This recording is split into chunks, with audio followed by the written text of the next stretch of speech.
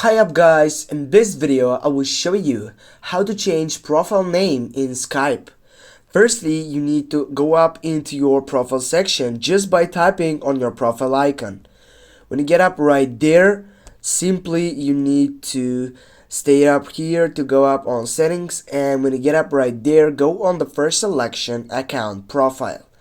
Right after that, you're gonna find out all these different sections, and what you need to do, you need to tap on Skype name on the second selection, and here you can just copy it. But how do you get and change it?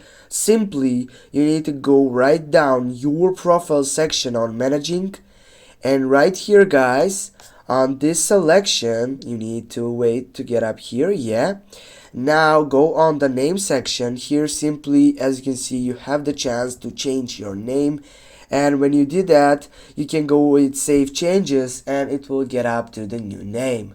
Thanks for watching. Don't forget to hit that like and share the video. See you soon guys.